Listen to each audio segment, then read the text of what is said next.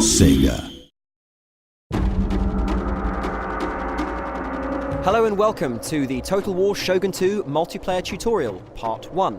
I'm Kieran Brigden, the Studio Communications Manager for Creative Assembly. Today we're going to have a look at the new multiplayer system in Shogun 2. Here I'm creating my online avatar, Nature's Fury. I'm now choosing my Mon, or clan banner, which will be seen in all of my battles. I'm now selecting a colour for that banner so as I can be distinctive amongst all the other online gamers out there. You can see I've chosen a petal motif with a dark green. I'm also going to choose a starting region which affects the online campaign map we can see here. This is different to the game's single player campaign map and indeed the multiplayer campaign map. Now we can see here that I have a number of different options. I have my avatar right there. I also have my navy. I can drag this into the surrounding regions, which I can invade, and should I win my subsequent battle, go ahead and unlock the bonus that gives me. The various bonuses, of course, include retainers that I can play at the beginning of battles, I can unlock new unit types, and various other attributes for my online avatar. I've chosen the Northern Province. I can now select to have a match-made battle, fight against an opponent of equal skill, or indeed I can enter into the battle list, which is the number of games running right now. I'm going to choose the battle list. Here you can see we have the battle lobby with a number of different players down on the bottom right hand corner. We're going to go ahead and host our own battle.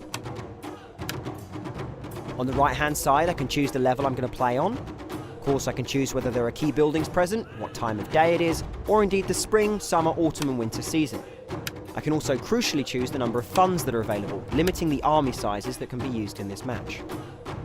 Now we're hanging on a moment and you'll see, there it is. One of my friends has just joined the game. We're having a little chat in the box below. Of course, talking about all the world issues and all the deep intellectual needs of the moment, such as hello, have fun. We're going to go ahead and choose our armies now. Now, of course, because I have a very early level avatar, I'm going to choose just from a number of small units. I have a couple of cavalry units to choose from, some spear infantry, some sword infantry, and some bow infantry. You'll see the others are locked with padlock symbols. They'll become unlocked as I successfully unlock them on the campaign map we saw earlier. So now I'm trying to stay within budget, much like all the governments of today's world, and actually spend my money wisely on a good unit mix and a balanced army. So I'm pretty much ready to go now, so's my opponent. We tick ready, and we're going to be moving into our online battle. So here we are on the battle map that I've chosen with the time of day and the seasons. You'll see there are a number of capturable buildings in the battle map itself. These can all be taken in real time and they apply bonuses across my entire army. The symbol above the building will give you an idea of what that bonus is. Some give you archery bonuses, others for melee combat, and some still will give other bonuses across the entire army. You should choose what you capture carefully. After an initial setup phase, we go ahead and engage. As the battle begins, I move my ranged units forward into a very good forward position and fire down upon the prone gunpowder units of my opponent. Although he has stronger weaponry, I have a better position. And, with a well-timed arrow volley, followed by a horse charge, I destroy his flank and roll up his low-level army. Unlike the Yari Ashigaru, Yari Samurai possess the ability to defend themselves in melee combat and are more effective against enemy cavalry.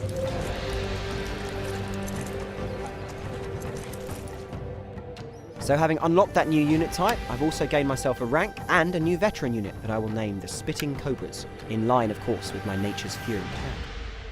We've gained a couple of points of XP and of course unlocked some special bonuses due to the way that we fought the battle.